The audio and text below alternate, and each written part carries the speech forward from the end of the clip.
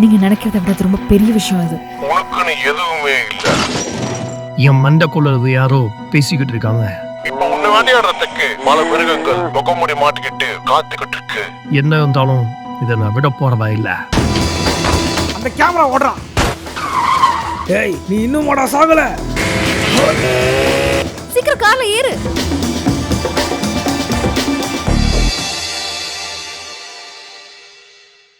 Hello soldiers, நம்ம பார்க்க போகிற கேமோட ஸ்டோரி பார்த்தீங்கன்னா மேன் ஹண்ட். இது பார்த்தீங்கன்னா நம்ம ஜிடிஏ உருவாக்கின ராக்ஸ்டாரோட கேம் தான். இது பல நாடுகளில் தடை செய்யப்பட்ட ஒரு ஆபத்தான கேம் தான். இது பயங்கரமான சென்சார்ஷிப்பு, பயங்கரமான பேனு, இது பயங்கரமாக கொடூரமான கேம்னு சொல்லப்பட்ட கேம் இது. இதுவும் சரி, இதில் சீக்கிரமான பார்ட்டும் சரி. கேமோட கதை போகணும்னு நம்மளால ஆசை இருந்துச்சு. பழைய சேனல் இருக்கும் போதே அது போடும் போதே அடுத்தது போகணும்னு ட்ரை பண்ணிட்டு இருந்தேன். டைம் கிடைக்கல. இப்போ டைம் கிடச்சிருக்கு, ஸ்கிரிப்டும் கிடச்சிருக்கு. ஸோ இன்னைக்கு மேன் ஹண்ட்டை எக்ஸ்பிளைன் பண்ண போகிறேன். ஒரு சைக்காலஜிக்கலான ஹாரர் கதை தான் இது. ஸோ அந்த கதை எப்படி இருக்கு, ஏது இருக்கு அப்படின்றத பற்றி இதில் தெளிவாக பார்க்கலாம். வீடியோவில் பார்த்தோம்னா லைக் பண்ணுங்க, சப்ஸ்கிரைப் பண்ணுங்க. இந்த மாதிரி கேம்ஸ் சப்போர்ட் பண்ணினா தான் இந்த மாதிரி கண்டென்ட் நிறைய நான் அப்லோட் பண்ண முடியும். நீங்கள் சப்போர்ட் பண்ணுறத பொறுத்து தான் இருக்கு. ஸோ சப்போர்ட் பண்ணுங்க சொல்லியஸ். கீழே ஹைப்னு ஆப்ஷன் இருக்கும். ஹைப் ஏற்றினா தான் நாலு பேர் எக்ஸ்ட்ரா போய் காட்டும். ஸோ எல்லாருமே ஹைப் பண்ணுங்க சொல்லியஸ். ஓகே ஓகேஸ், ஓராம சொல்ல போயிடலாம். நான் கனகசாமி. It's cricket.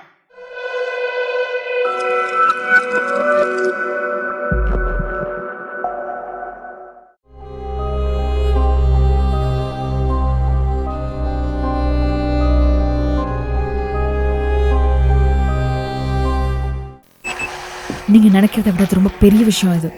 போலீஸ் கூட நம்ப முடியாது. ஸ்டாக் விதிர பிடிக்கிறதுக்கான சரியான ஆதாரம் என் கையில இப்ப சிக்கி இருக்கு. இந்த ஆதாரம் மட்டும் வெளியே வந்தா எத்தனை பேர் மாட்டுவாங்கன்னு அவங்களுக்கே தெரியாது. ஜேம்ஸ் ஏர்ல் கேஷ் செய்த குற்றத்துக்காக மரண தண்டனை வாங்கின கைதி அவன். 3 வருட சட்ட போராட்டத்திற்கு பிறகு நேற்றைய இரவு மரண தண்டனை நிறைவேற்றப்பட்டது.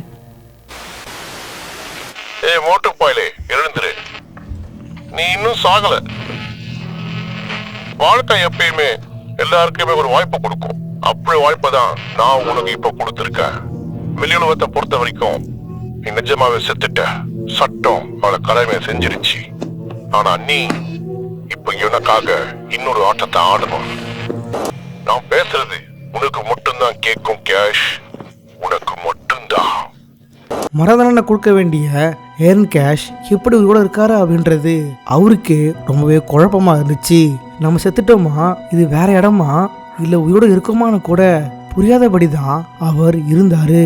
மேலும் தன் காதுக்குள்ள யாரு பேசுறா, தனக்கு யாரு கட்டளை கொடுக்கறான்னு கூட அவருக்கு அந்த நேரத்துல சுத்தமா தெரியல. கேஷ் அங்கிருந்து வெளியே வர அந்த ஊரு ஒரு மயான அமைதியா இருந்துச்சு. இந்த உலகம் ரொம்பவே மோசமானது. இப்ப உன்னை வேட்டையாடுறதுக்கு பல மிருகங்கள் முகமுடி மாட்டிக்கிட்டு காத்துக்கிட்டு இருக்கு. இந்த வேட்டை மிருகங்கிட்ட இருந்து நீ தப்பிக்கணும்னா நீ அவங்கள வேட்டையாடுறத தவிர வேற வழி இல்ல கேஷ். நீ இப்போ ரெடியா cash? Okay, ready camera action. அந்த இடத்துல அவரோட பாதையில ஒருத்தன் விசில் அடிச்சுக்கிட்டு அவரை பார்க்காம இருந்தான். அவனை கொல்லு அப்படின்னு அவரோட காதுல அந்த குரல் சொல்லிக்கிட்டே இருந்துச்சு. கேஷ் எவ்வளோ அவாய்ட் பண்ணாலும் அவனை கொல்லுன்னு சொல்ல ஒரு வழி இல்லாம கேஷ் அவனை கொன்னு விடுறாரு. அங்கதான் தெரிய வருது இவன் கேஷை கொல்ல வந்த ஆட்கள்ல ஒருத்தன். இவனை மாதிரி அந்த இடத்துக்குள்ள ஏகப்பட்ட ஆட்கள் இருந்தாங்க. கேஷை வேட்டையாடுறதுக்காக, மனித வேட்டைக்காக.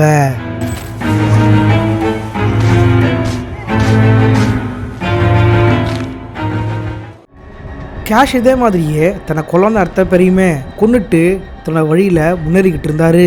சரியான நேரத்துல தான் வேன்ல வந்த மிலிட்ரி ஆட்கள் கேஷை துப்பாக்கி முனையில பிடிச்சி அடிக்க ஆரம்பிச்சாங்க. அவரை கண்டபடியே தாக்குன அவங்க வேன்ல ஏத்திக்கிட்டு வேற ஏதோ இடத்துல கூப்பிட்டு வந்து அவரை தூக்கி போட்டுட்டு கம்முன்னு கிளம்பி விடுறாங்க. எதுக்கு தன்னை வேன்ல ஏத்துனாங்க, ஏன் இங்க இறக்குனாங்கன்னு கூட கேஷுக்கு மட்டும் இல்ல இந்த இடத்துல நமக்குமே குழப்பமா இருக்கும். அந்த நேரத்துல அவர் ஒரு பெரிய கேட்டு பக்கத்துல நிக்க, இந்த பில்டிங்கோட ஆப்போசிட் சைட்ல இதே மாதிரி ஒரு கேட் இருக்கு, அங்க போனோம்னா நான் சொல்ற மாதிரி கேளு அப்படின்னு அந்த குரல் அவரை வழி நடத்துச்சு. கேஷ் அங்க தப்பிச்சு போகணும் அப்படின்னா அங்க சூழ்ந்து இருக்கிற ரவுடிகளை கொண்டாதான் முடியும்னு ஒவ்வொருத்தரையும் அவர் கருணையே இல்லாம கொடூரமா கொல்ல ஆரம்பிச்சாரு. சில நேரங்கள்ல அந்த குரல் சொல்ற கட்டளைகளை கேட்டு ஏன் கொல்றோம் எதுக்கு கொல்றோம்னு தெரியாம கண்டபடி பலரை கொண்டுட்டு தான் வழியில முன்னேற திரும்பவும் அந்த பிரைவேட் மிலிட்டரி ஆளுங்கிட்ட மாட்டிக்கிறாரு. அவங்க வேற ஒரு இடத்துல அவரை இந்த தடவை போட்டுடுறாங்க. இந்த இடம் ஒரு ஜூ. இந்த இடத்துல வார் டாக்ஸ் அப்படின்ற கேங் இவரை வேட்டையாடுறதுக்காக காத்துக்கிட்டு இருந்தாங்க. இவங்களோட கேங் லீடர் ரமரேஸ் ஹீரோவை கொல்ல துடிச்சுக்கிட்டு இருக்கிறதா அவன் ஆளுங்கிட்ட சொல்லிக்கிட்டு இருந்தான். மேலும் ஹீரோவோட காதுக்குள்ள இருந்த அந்த குரல் மூலியமா ஹீரோவுக்கு இன்னொரு முக்கியமான விஷயம் தெரிய வருது. ஹீரோவோட ஃபேமிலிய இந்த கேங்கு தான் இங்க அடைச்சி வச்சிருக்காங்க. அவங்களுக்கு தெரியாம பதுங்கி பாஞ்சா மட்டும்தான் ஜேம்ஸ் கேஷோட குடும்பத்தை காப்பாற்ற முடியும் அப்படின்னு அந்த குரல் சொல்ல ஹீரோவும் ஒவ்வொருத்தரையா பதுங்கி கொண்டுட்டு கட்டி வச்சிருந்த தான் குடும்பத்தை சேர்ந்தவங்க ஒவ்வொருத்தரையா கேஷ் காப்பாத்துறாரு. இப்படியே அவர் எல்லாரையுமே அவங்ககிட்ட இருந்து காப்பாற்றி முடிக்க கேஷை நீ ஒரு ஹீரோ அப்படின்னு அந்த குரல் பாராட்டிக்கிட்டு இருந்துச்சு.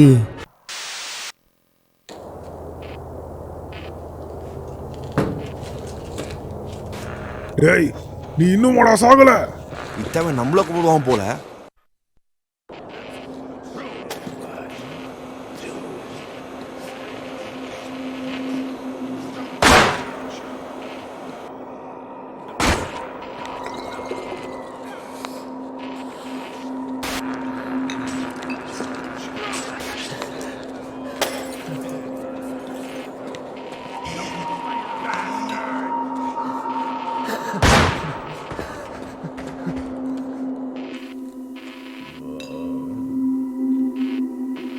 ஏய், பாதி பேர் சுடுகாட்டுக்கு போங்கடா. நீ 2 பேரும் அவங்க கூட போய் பாருங்க. அப்புறம் நீ என்ன பண்றனா அந்த பதேசி மால் என்ன பண்றது போய் பாரு. சீக்கிரம் காண்ட எல்லாரும்.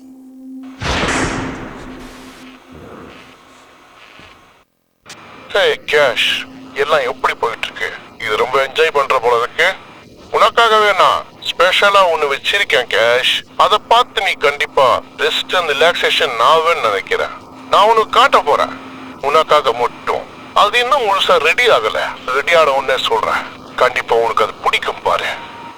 அந்த வீடியோவுக்கான டேப்பும் வீடியோ கேமராவும் இந்த மால்ல தான் மறைச்சு வச்சிருக்கேன். முடிஞ்சா கண்டுபிடி. அப்புறம் இன்னொரு விஷயம், இங்க புள்ளிங்க எல்லாம் பொருளை சுத்துறானுங்க.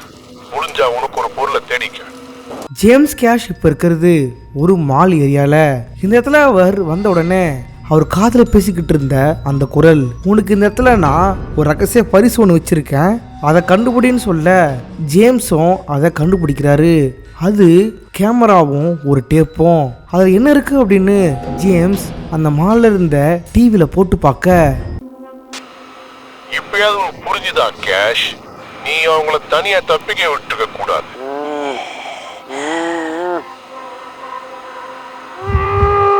நீ என்னைக்காவது யோசிச்சிருக்கியா, நீ ஜெயில கழித்துக்கிட்டு இருக்கும் பொழுது உன் குடும்பத்தினோட எங்க போனாங்க அப்படின்னு? நீ உன் பழைய வாழ்க்கையை விட்டு வந்துட்ட. இனிமே உனக்கு உன் பழைய வாழ்க்கை இல்ல, பழைய பேரும் இல்ல, உனக்குன்னு எதுவுமே இல்ல. நான் மட்டும் தான் எல்லாம் உனக்கு. உனக்கு ஒரு சர்ப்ரைஸ் வச்சிருக்கேன் கேஷ். நீ இப்ப ரொம்ப தனியா இருக்க. உனக்கு கம்பெனி கொடுக்க ஆள் வேணுமா என்ன? நம்ம பிள்ளைங்களை மட்டா பண்ண சொன்னா ஒருத்தனை கட்டி வச்சிருக்கானுங்க. உனக்கு வேணா அவனை போய் நீயே காப்பாத்திக்க. கேஷ் டிவியில் பார்க்கும் பொழுது இவ்வளோ காப்பாற்றின தன் குடும்பத்தை சேர்ந்த ஒருத்தரை முகமணி மாட்டின ஒருத்தன் அநியாயமாக வெட்டி கொன்னுடுறான். இங்கே தான் தெரிய வருது, தன்னோட காதில் கேட்டுக்கிட்டு இருக்க குரல் தன்னை வச்சு ஏதோ ஒன்று செஞ்சுக்கிட்டு இருக்கு அப்படின்னு. நீ டிவியில் பார்த்தது ஒரே ஒருத்தர் தான், இன்னும் மீதி பேர் கூட கூட இருக்கலாம். நான் சொல்கிற இடத்துக்கு போனேன் அப்படின்னா அவங்கள காப்பாற்றலாம் அப்படின்னு அந்த குரல் சொல்ல, அது நம்பி கேஷ் அந்த டிவியில் தன் குடும்பத்தை சேர்ந்தவரை கொன்ன அந்த கொலைகாரனை கொன்னுட்டு ஆசையா அங்கே ஓடி போகிறாரு. ஆனால் அங்கே கிடச்சது வெறும் ஏமாற்றம் மட்டும்தான். அங்கே இருந்தது யாருன்னே தெரியாத வெறும் ஒரு குடிகாரம் மட்டும்தான்.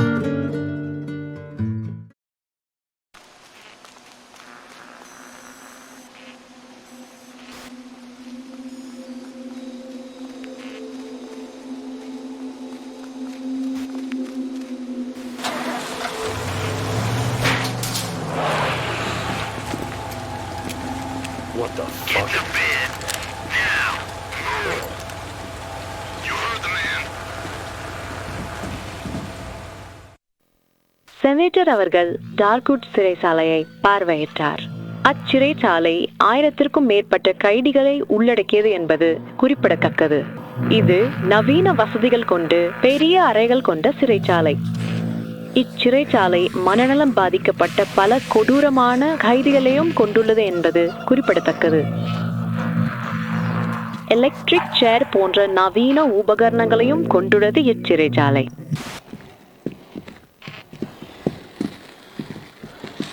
இந்த இடம்தான். அவன் எங்கே தூக்கி போடு.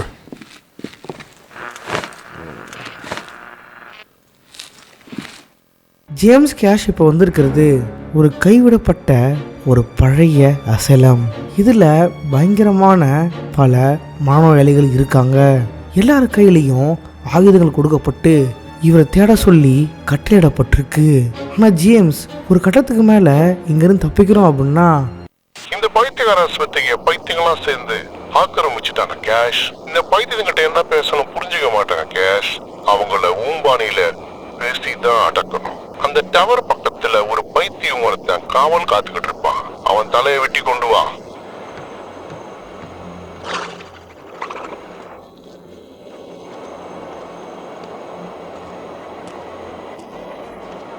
அதுக்கப்புறம் எங்க போகணுன்றத நான் சொல்றேன். அவன் தலை இருந்தாதான் அடுத்த டோரை தாக்கும். அவனை தேடி கண்டுபிடிச்சி அவனை கொன்று அவன் தலையெடுத்து அங்கிருந்து முன்னேறாரு. வழியில் அவர் ராபிட் ட்ரெஸ் போட்ட ஒருத்தனை சந்திக்கிறாரு. அவன்கிட்ட தான் இந்த அசலமோட கீ இருந்துச்சு. இங்கிருந்து வெளியே போனோம்னா அவன்கிட்ட இருக்கிற சாவியால் மட்டும்தான் முடியும். இதனால அவனை அந்த குரல் ஃபாலோ பண்ண சொல்ல ஜேம்ஸ் கேஷும் அவனை தொடர்ந்து ஃபாலோ பண்ணியிருந்தாரு. ஆனால் போகிற வழியெல்லாம் ஹீரோவை கொள்றதுக்கு பைத்தியக்காரர்களும் வேட்டைக்காரர்களும் சூழ்ந்திருந்தாங்க.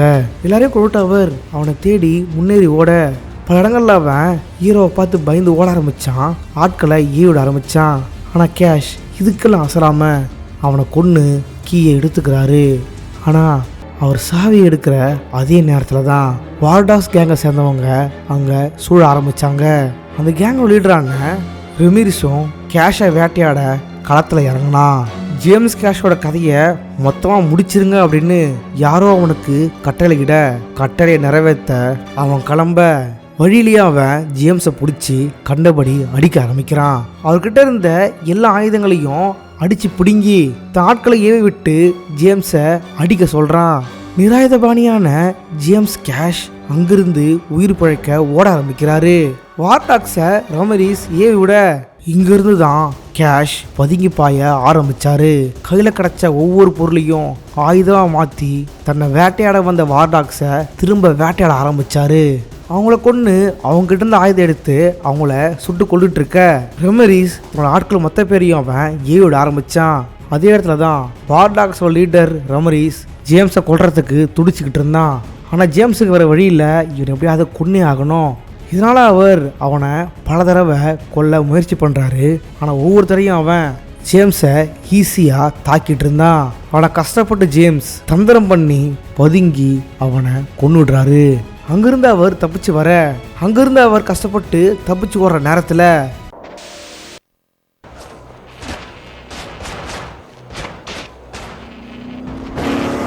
சீக்கிரம் கார்ல ஏறுடா, சீக்கிரம் கார்ல ஏறு. வண்டியை நிறுத்து.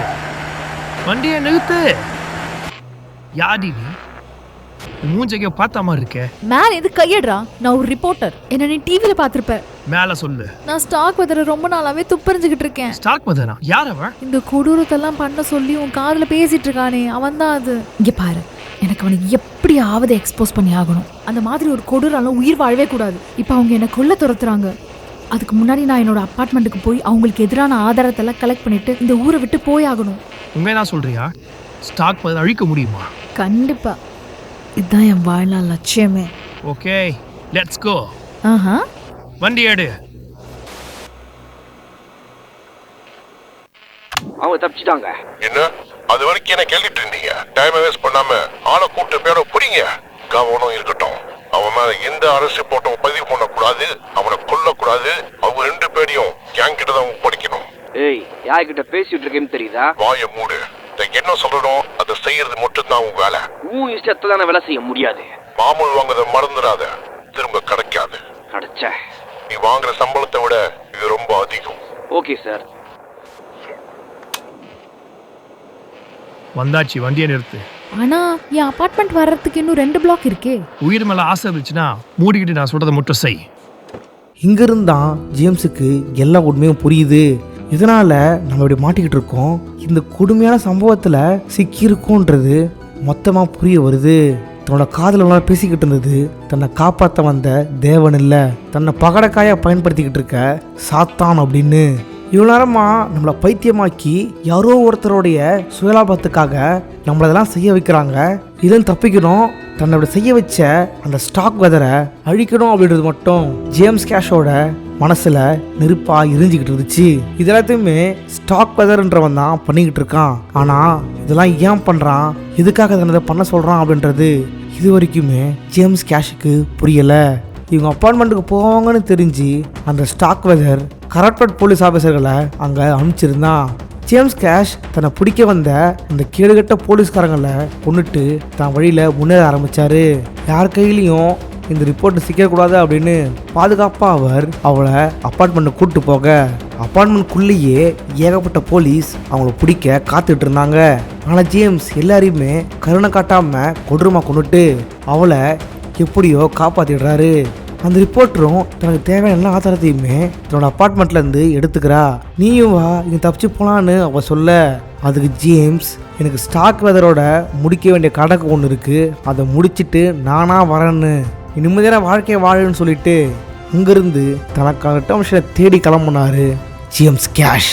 இவ்வளோ நேரமாக தான் காதில் பேசிக்கிட்டு இருந்த ஆள் யாரு, இதுக்கெல்லாம் காரணம் யாரு, அவனை அழிச்சே ஆகணும் அப்படின்னு ஜேம்ஸ் கையில் ஆயுதங்களை எடுத்துக்கிட்டு தான் கண்ணில் பட்ட ஸ்டாக் வெதர் ஆளுங்களை கொண்டுட்டு முன்னேற ஆரம்பித்தார்.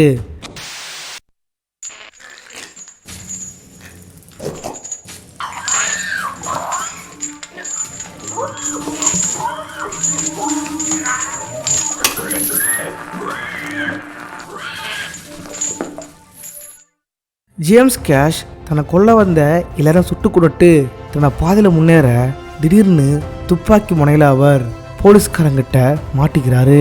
ஆனால் அதே நேரத்தில் அந்த போலீஸ்காரர்களை யாரோ சுட்டு கொள்றாங்க. அதுதான் ஸ்டாக் வெதரோட பிரைவேட் மிலிட்ரி ஆளுங்க. அவங்க இந்த தடவையும் ஜேம்ஸை அடித்து தூக்கிட்டு போயிடுறாங்க. இதே நேரத்தில் தான் அந்த ரிப்போர்ட்டர் ஸ்டாக் வெதர் பற்றின எல்லா உண்மைகளையும் ப்ரெஸ்ஸில் அம்பலப்படுத்திடுறா.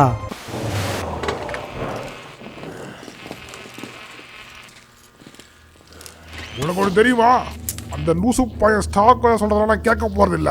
ஒருவேளை நான் கொல்லுவேனா இல்லை கொல்ல மாட்டேனான்ட்டு எனக்கே தெரியாது. அந்த கேமரா ஓடுறான். என்னது? என்னதுடா அது? இப்போ என்னன்னு பாருங்கடா. உனக்கு இன்னைக்கு ஏதோ நல்ல நாள் நினைக்கிறேன். அடைச்சா என்ன காலம் அது? सपोर्ट डाल लेनो, रिपीट सपोर्ट डाल लेनो. அடைச்சா அவர் இப்போ இருக்கிறது ஸ்டார்க்கோட மேன்ஷனில். அந்த நேரத்தில் வெளிவந்த ஜந்துவை பார்த்து சிலர் பயந்து ஓட அவங்கள வதம் பண்ணி பந்தாடினார் ஜேம்ஸ் கேஷ்.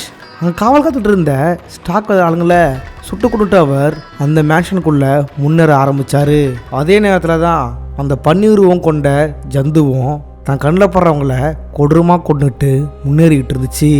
ஜேம்ஸ் கேஷை இந்த நிலைமைக்கு ஆளாக்கினவன் பில்டிங்கோட டாப்ல இருக்கான்னு தெரிஞ்சுக்கிட்ட அவர் லிஃப்டோட கீயை கண்டுபிடிச்சி லிஃப்ட்ல ஏறிடுறாரு.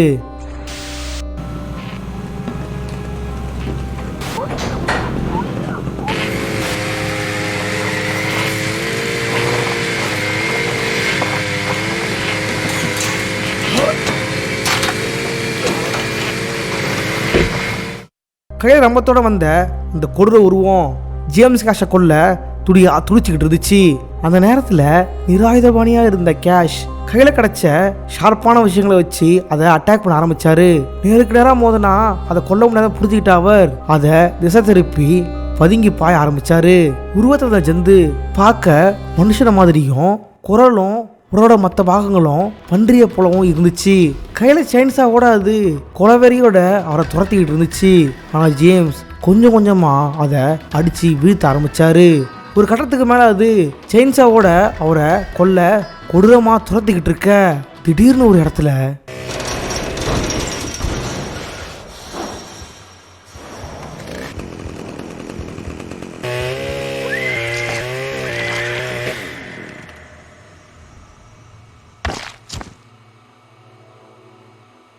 இதோட அந்த கொடூர உருவம் ஒழிஞ்சுது. ஆனால் ஜேம்ஸ் அழிக்க வந்தது இதை இல்லை.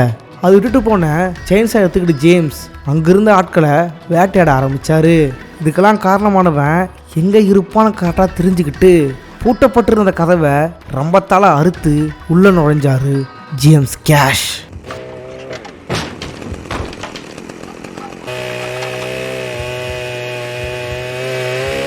கதைய தொடக்கத்தில் ஜேம்ஸோட காதில் பேசிக்கிட்டு இருந்தது இங்கே இருக்கிற இவன் தான் லயோனல் ஸ்டாக்வெதர். இந்த எல்லாம் குடுறதுக்கும் காரணம் இவன் தான். ஜேம்ஸோட வாழ்க்கை கெடுத்ததும் இவன் தான். ஜேம்ஸோட குடும்பத்தை கொன்னதும் இவன் தான். ஜேம்ஸை பார்த்தவன் துப்பாக்கியோட பயந்து ஓடிக்கிட்டு ஜேம்ஸை தாக்கிட்டு இருந்தான். ஆனால் இத்தனை பேரை கொண்ட ஜேம்ஸுக்கு இவன்லாம் ஒரு பெரிய விஷயமே இல்லை. செயின்ஸா வச்சு ஒரே அறுப்பா அவனை அறுத்துடுறாரு.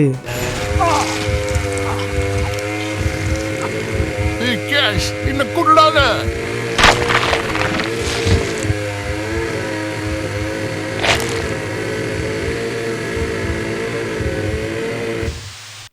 பிரபல திரைப்பட இயக்குனர் லியோனல் ஸ்டாக்வெதர் கொடூரமாக கொல்லப்பட்டுள்ளார்.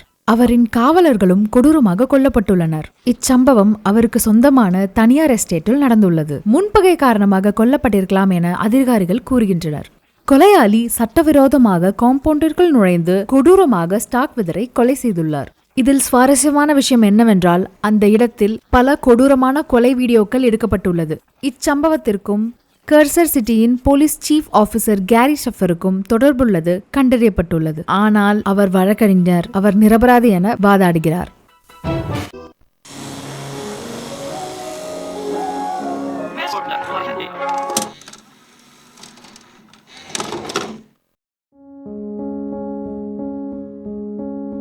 இந்த கேமோட கதையை ஸ்க்ரீன் பிளேவாக பார்க்கும்போது சில விஷயங்கள் உங்களுக்கு புரிஞ்சிருக்காது.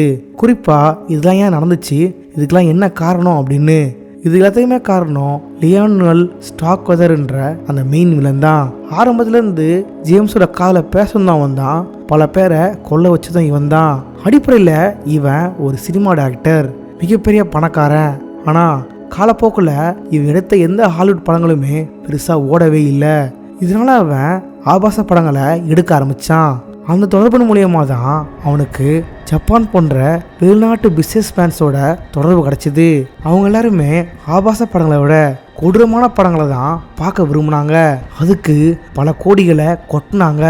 அதனால தான் இவன் கொடூரமான படங்களை எடுக்க ஆரம்பித்தான். அதுவும் உயிருள்ள மனுஷங்களை ரியலாகவே கொடூரமாக கொலை பண்ணி அதை படமாக எடுத்து காசு ஆக்கியிருக்கான். அது ஒரு படமாக தான் ஜேம்ஸ் அண்ட் கேஷை வச்சு இந்த படத்தை எடுத்திருக்கான். இந்த கதையை நம்ம பார்த்தது ஜேம்ஸோட கதை மட்டும்தான். ஆனால் இந்த கதையில் தெரியாத பல கொடூரமான சம்பவங்களையும் பல கொடூரமான படங்களையும் இவன் எடுத்திருக்கான். இந்த கேமில் ஜேம்ஸை கொலை பண்ண நினச்ச ஆட்கள் எல்லாருமே இவனுடைய ஆட்கள் தான். எல்லாருக்குமே பணம் கொடுத்து ஜேம்ஸை வேட்டையாட வச்சிருந்தான். ஆனால் ஜேம்ஸ் எல்லாரையும் வேட்டையாடி கடைசியில் இவனையே கொண்டுட்டாரு. இவனை பற்றின விஷயங்கள் இதை வெளியே கொண்டு வரது தான் அந்த ரிப்போர்ட்டர் துடிச்சுக்கிட்டு இருந்தாங்க. ஒரு வழியாக அதை வெளியவும் கொண்டு வந்துட்டாங்க. ஒரு வழியாக ஜேம்ஸ் இவனை கொண்டுட்டாரு. ஒருவேளை அவன் சாகாமல் இருந்தான் அப்படின்னா தன்னுடைய பணத்தையும் செல்வாக்கையும் வச்சு எல்லாத்தையும் மூடி மறைச்சிருந்திருப்பான். அந்த ரிப்போர்ட்டரையும் கருணையே இல்லாமல் கொடூரமாக கொண்டு இருப்பான். ஸ்டாக்வெதர் இந்த கொடூரமான படங்கள் மூலியமாக தான் பல கோடிகளை சம்பாரிச்சு செல்வாக்கை சம்பாரிச்சு போலீஸ்காரங்களை கூட கரெக்ட் பண்ண வச்சு இந்த கொடூரங்கள் எல்லாத்தையுமே செஞ்சுக்கிட்டு இருந்தான். தன்னை யாருமே தடுக்க முடியாதுன்னு தான் அவன் பல அப்பாவிகளை கொண்டு இருந்தான். தன்னை ஒரு கடவுளாகவும் நினச்சிருந்தான். கதையோட தொடக்கத்தில் நம்ம இது எல்லாமே ஜேம்ஸோட கற்பனையாக இருக்குமோ அப்படின்னு நம்ம நினச்சிருந்துருக்கலாம். ஆனால் இந்த கேமோட டெவலப்பர்ஸ் இந்த கேமோட கட்சி எல்லாமே ஏதோ சிசிடிவி ஃபுட்டேஜோ இல்லை ஹிடன் கேமரா இருக்கிற வீடியோ மாதிரி தான் காமிச்சிருப்பாங்க. காரணம் என் கட்சியில் பார்க்குறது எல்லாமே ஸ்டாக்வெதர் தான் எடுக்கிற படத்துக்காக ரெக்கார்ட் பண்ண காட்சிகள் தான். அதை குறிப்பிட்றதுக்காக தான் அவங்க அந்த மாதிரி வச்சுருந்துருப்பாங்க. ஓகே சார், இந்த வீடியோ பற்றி லைக் பண்ணுங்க, பெருசாக ஷேர் பண்ணுங்க. இந்த வீடியோவில் வந்து உன்னோட கதையை வந்து பார்த்துருப்பீங்க. மேன் அண்ட் 2 கதையை வந்து நாளைக்கு அப்லோட் பண்ணுறேன். சீரிஸ் அப்படியே முடிச்சு விட்ருவோம், மேண்டை முடிச்சு விட்ருவோம். அடுத்த வாரம் என்ன கதை வேணுன்றதை கமெண்ட் பண்ணுங்க. அடுத்த வாரம் போட ட்ரை பண்ணுறேன். என்ன நான் ஆடியோ 2 பார்ட் 2 தான் போட போகிறேன். ஓகே, டப்பிங் எடிட்டிங்காக முடிஞ்சிச்சு. டப்பிங் கொஞ்சம் பிரச்சனை இருந்துச்சு, டப்பிங் கொஞ்சம் சால்வ் பண்ணிட்டேன். சரிங்களா, டப்பிங் முடிஞ்ச உடனே அடுத்த வாரம் அப்லோட் பண்ண ட்ரை பண்ணுறேன். இன்னும் எதாவது பண்ணி பெருசாக நான் அப்லோட் பண்ணுறேன். அப்போ ஒன்று விஷயம், யாரும் ஹைப் பண்ணாமல் போகாதீங்க. வீடியோ பார்த்து கீழே ஹைப் நான் சொல்லிருக்கோம். ஹைப் ஏற்றி விட்டீங்கன்னா தான் 4 பேர் இந்த வீடியோ காட்டும்.